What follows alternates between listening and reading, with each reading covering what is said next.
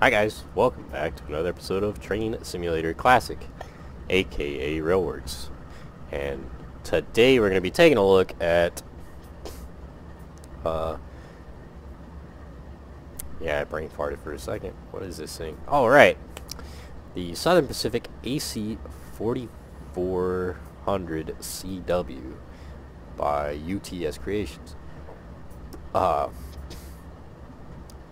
I've had this for a little bit, but UTS went offline for a hot minute. So I didn't want to do a video on something that you couldn't get anymore, and you know, had no chance of getting. It just seemed kind of pointless to me. However, they are up on a new website, which I'll put the website link in the description. I forget what it's properly called. Switchpoint Simulations? Maybe? I know UTS and a couple other guys, a couple other notable creators ended up under the same web page for these models and other models. So now I can do a video on them because you guys can go get them again. So yeah, I don't know if they're actively still developing stuff, but you can still download it now. So don't ask me if they're still making stuff. I can't say. I don't know if the guy exists anymore. This is just one of those things that you can still go find now. But this locomotive is based on the Tehachapi Pass AC44, so you will have to have Tehachapi Pass before you can use this model, because that locomotive is the base, the core. However, this is pretty notable upgrade. So we've heard of UTS before. They've done some wild enhancement packs that really bring out the potential of a model that otherwise get pushed out for Train Sim Classic as a freaking DLC or something, and is in an absolute pitiful state or very half-assed. UTS and a couple others, that they have gone through and taken a lot of those models and really done them better justice. And this is one of those. A couple of the other notable ones is I know they redid the entire California Zephyr set, or that might have been, I think that was UTS. I know that's available on the same website, so yeah, we'll go ahead and throw that out there. There's that one. There's the F40s. That was a really major one. So this is well out of my normal interest range. You guys know me. Normally, I don't care for modern diesels. Now, I'm sure somebody's going to spout off with about how, well, that's not modern, that's 30 years old. To somebody that plays with mid to late 1800s era stuff, this is wildly modern. You guys know I prefer steam. I like steam. Don't really care much for diesels. But unfortunately, I'm rapidly running out of content that I think is worthwhile to take a look at with American content. Still lots of British stuff and whatnot out there, but as far as American stuff goes, I mean, you don't really get anything that I would say is mind-boggling anymore. We have Machine Rail, Diesel Workshop, guys like that really are kind of carrying the torch for American products nowadays, but their releases are few and far between, and what we do get that's quote-unquote official from Dovetail Games is absolutely pitiful. But anyway, now that tangent's off, the Tehachapi Pass AC44s are alright at best, but these guys really did it justice. So the little bit of the history on these things. They were built by GE between 1993 and 2004. Built a lot like the Dash 9s but features AC traction motors instead of DC, with a separate inverter per motor. Specifically, we are looking at the Southern Pacific locomotives. Many other roads have operated them or are still currently operating them, like BNSF or Uncle Pete. But for this pack, all you are getting is the Southern Pacific locomotive. That's it, period, end of story. So that is all we are focusing on. SP bought 279 of these units in 1995. All of them ended up with Union Pacific during the merger, so they're relatively short-lived under the SP banner. But if I'm not mistaken, you can still find a couple of these out there that are patched, still kind of in the SP colors. So let's get up close to it. Now, they did a really good job overall. The texturing looks pretty darn good. The coloring looks really good. Everything's nice, legible, things like that. Sounds, I can confirm, are really, really nice. I have played around with this a little bit. There are some things that simply can't be avoided. The more, I would guess, an issue with the core model, but things like these rivet, or these panels here, I guess these are screws or rivets, I'm not sure, but they look pitiful. Really, really blurry. But then we have things like this that look really, really good. The trucks look really good. This mesh looks really nice. The bloody nose here is a little bit blurry up close, but not terribly noticeable, especially back here.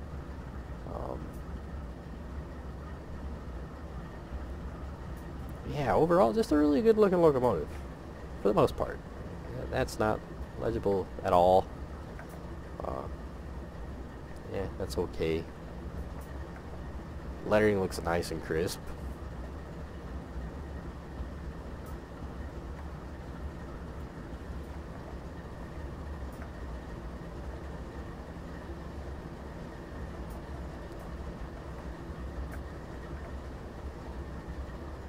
And the warning signs are alright. Not phenomenal, but decent.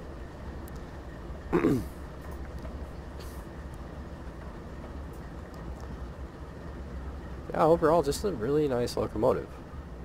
For what it is. I mean, I'm not gonna lie and say I absolutely love it, because, as I said, I'm not particularly fond of modern era stuff. I mean, I could see 15 of these modern locomotives like this, all in a line, different roads, and I could not tell you what each one is. Couldn't tell you the differences. They just don't catch my interest, really. All 15 of them look identical, so.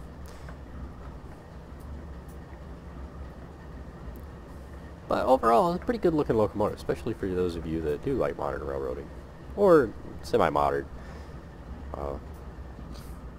Matter of fact, we're on the modernized version of the Tennessee Pass right now, which is also available on Trains and Community, question mark. I really don't remember where I got this, but so these locomotives actually go on really nice with this route.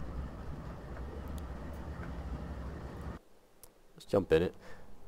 Now, this is considered one of their pro line locomotives, so it does have to kind of initialize whenever you jump in it. It has to kind of set itself up. But that's fine, so we'll just give it a second. Really settle down here.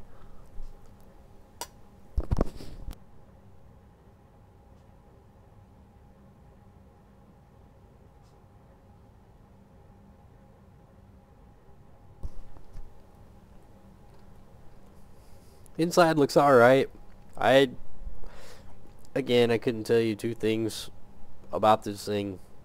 So I couldn't tell you how accurate this interior is. I know from my years of early days railworks when the ES44 was one of the few American locomotives that we had. It looks really, really similar. There are some things that look pretty darn good, though. Yeah, the numbers on the digital set out here are pretty nice. Screen. Same for these displays here. They look pretty darn good. I do know there's a lot of keybind stuff that we had to pay attention to, which I do have pulled up on my phone, because to make it quote pro line for UTS, I think a lot of buttons, bells, and whistles had to either be disabled or they just weren't functional to begin with, so it had to be just stuck to a keybind, such as the key for the reverser here. That is a keybind. So let's go ahead and pull that up real quick. Boogity boogity boo. Somewhere right here. Let's see. GE Harris low control display sits above the left IFD on the desktop, displaying the following traction. MN res TRF. I don't know what any of that is. I assume it's talking about this right here, which shows you bells, buttons, and whistles. Brake cylinder, brake pipe, flow, isolate, unit A.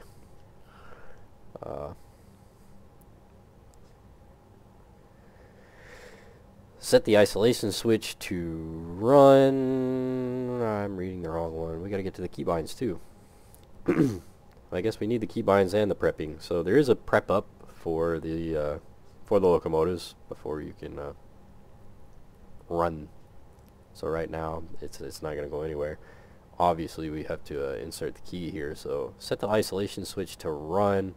Isolation switch is I and shift I. There's not a switch for it. It should show right here though. So we got I. Still says isolate. Rings a bell. I. Now we're on run. Rings a bell. It doesn't tell me if I need to do it for each locomotive. Let's see. This does not change as there is no script for the DPU fencing. I would assume probably not. But we'll run through each locomotive just for giggles and squiggles, because I got 3 of them. Might need all 3 of them once we get a grade. But insert the reverse key. Reverse key is oogity boogity boogity shift R.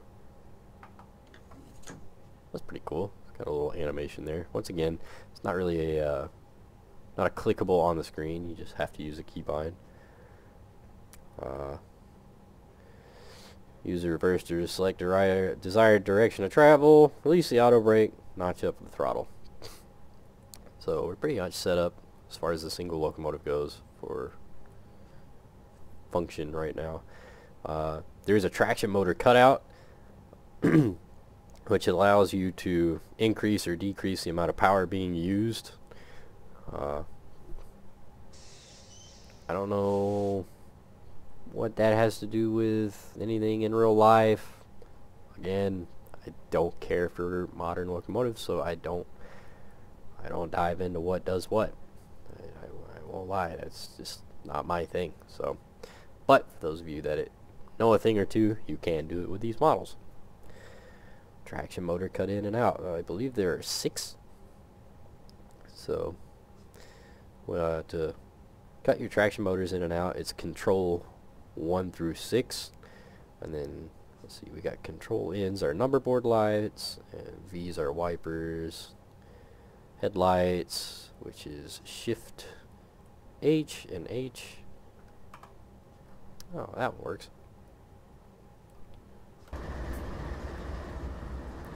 Ooh, look at that! Oh my goodness, it's been forever since I got to say what nice headlights on a on an American diesel locomotive. I'm not fond of the flares. Everybody knows I don't care much for them. It looks like you're trying to look at this through a camera instead of a simulator.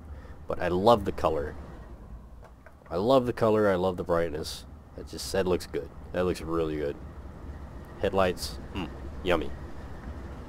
Proper color, not freaking neon white. Although they do kind of shine through the model if you look at it weird. It's kind of entertaining. But that's okay. Whatever. Let's see, what else we got? Control Shift S for the step lights.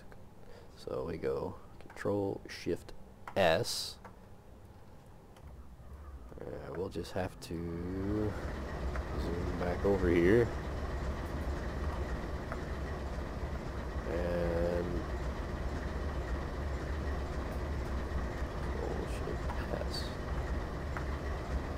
Well, I can't really tell you if they're on or off.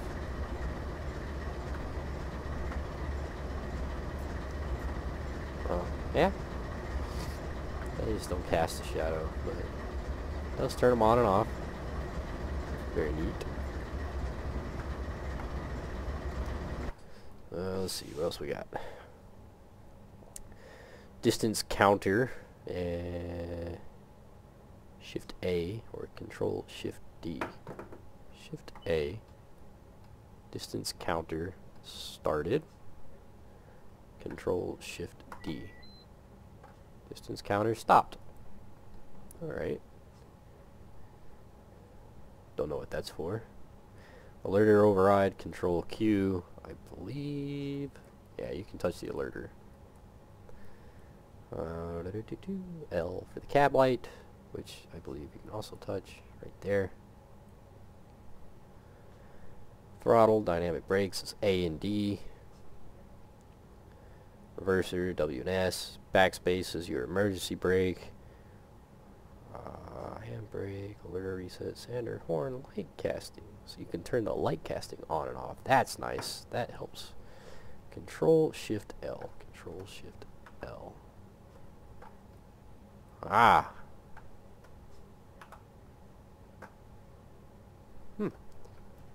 Very neat.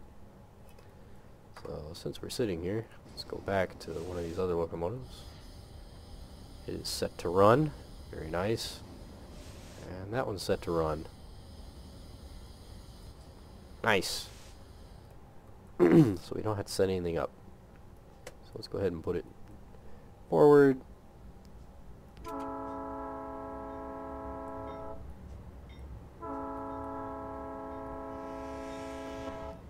Ooh, opening the windows does make a difference.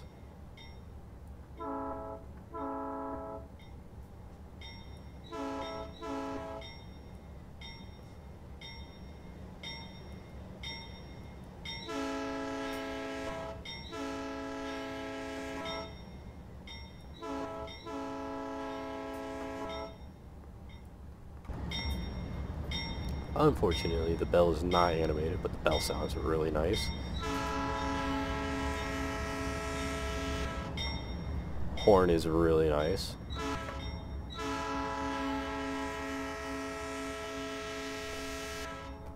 Does have flashing ditch lights. Again, quite nice. It does have an auto bell, so the bell automatically plays whenever you blow the horn. Let's see, anything else important needed to know? I don't believe so. So let's get it going. Kill the brakes.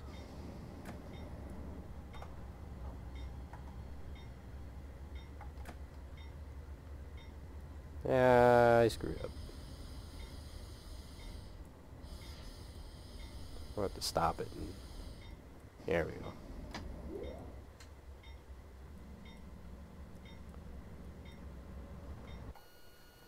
There we go. Be sure our track is set so we can go a direction. Very cool. And away we go.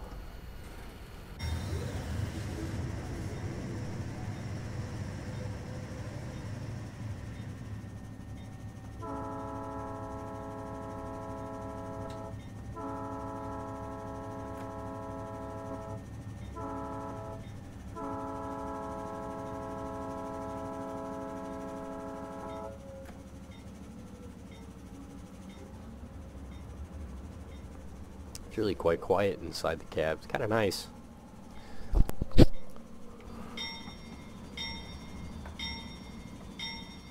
It's really not a loud locomotive in general.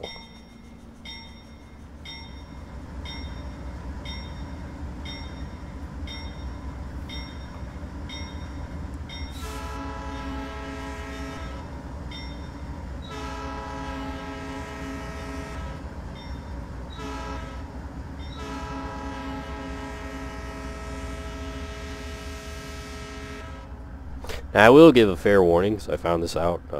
Matter of fact, I found it out yesterday. These locomotives may or may not play well with other SP locomotives available. I know I tried to use it with the old SD70M that had come out for Donner Pass some years ago. It did not play well with these. Something just, I don't know what didn't like what, but like the game would run, you could run the locomotives, but for some reason the SD70 would stretch way out, way away. Like, I don't get it. I don't know why, but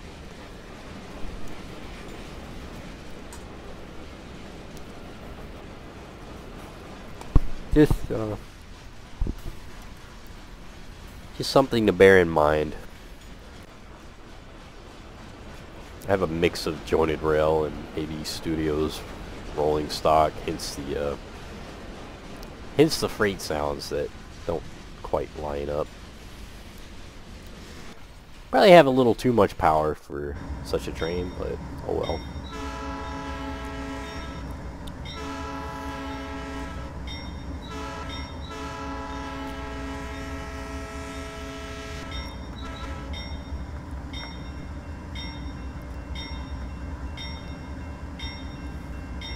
These fun roller bearings outside, you can actually see.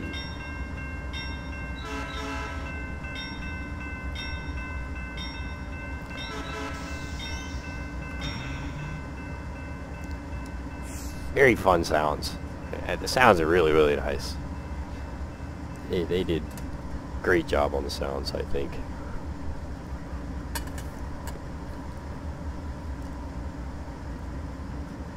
I assume, actually. I mean, as I said before, I couldn't tell you the difference between this and 10 other modern locomotives, but I assume it sounds nice per the prototype. It sounds nice to me, anyway.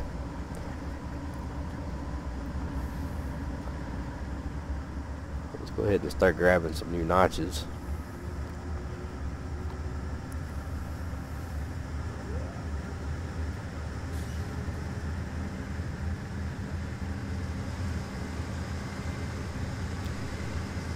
Another nice thing, you do got to plan on when you need to throttle up, when you need to throttle down, because it takes a second for it to throttle up and throttle down. It takes a second for those electric motors to catch up, start providing that power down to the wheels. This is pretty nice, you know. It's not instantaneous.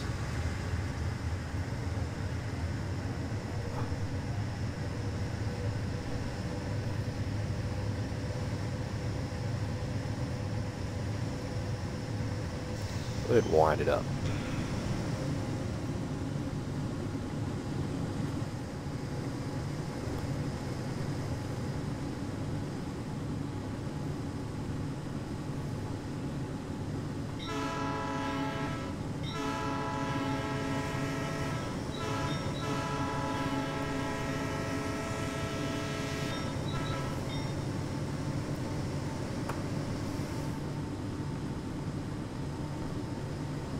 So that's a wide open throttle right now.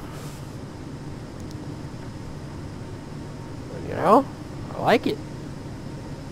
Sounds pretty good.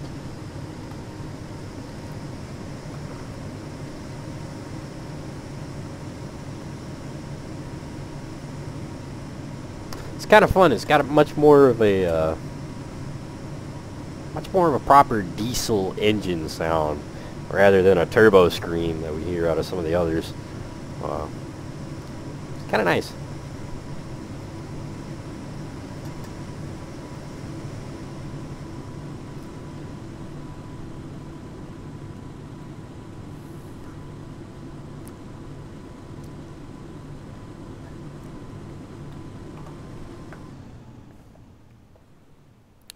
get some distance over here. See what it sounds like at distance.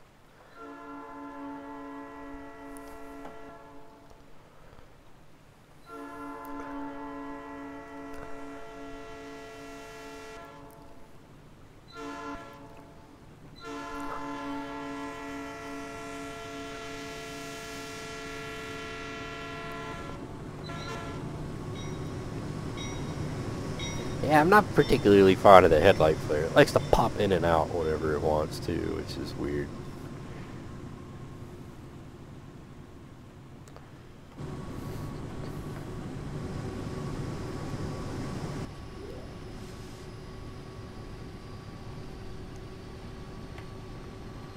Number one motor cut out. Just kind of, why not? Just to see.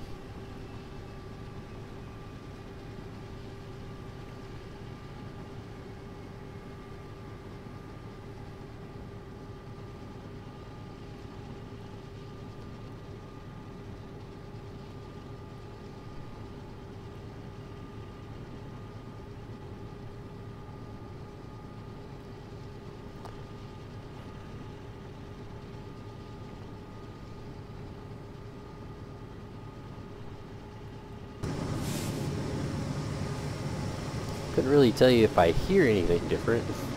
I'm half deaf though, so probably a subtle change I'm missing, but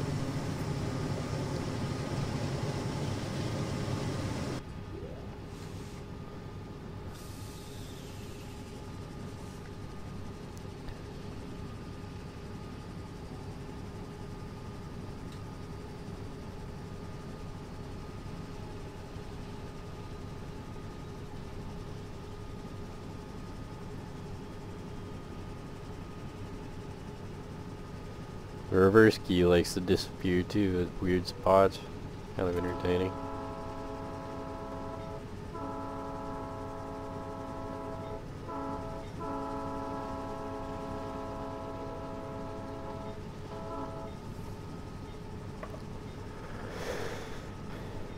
A few different cab views here to include the locomotive camera view, which is kind of cool.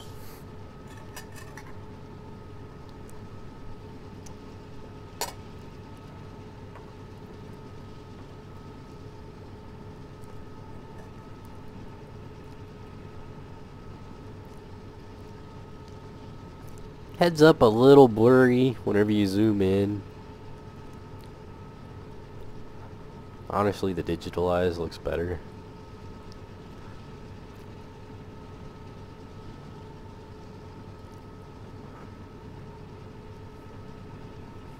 What if we're running uphill? Ah, we are. I think, really and truly, that's about it. There's not a whole lot else for me to say. So there's a couple other videos out there on this thing, but it's just my take on it. Like I said, I've had it. I just didn't want to do a video on it if guys couldn't go out and pick this up whenever, so but now you can. And knowing that, I thought I'd do a video, because why not? I was playing around with it anyway. I was playing around with the route more than the locomotive, but it just kind of seemed to be the most fitting locomotive to use on the route. Why not, you know? So anyways, hope you guys enjoyed the video, and I'm gonna continue rolling along here. I will see you guys next time. Have fun.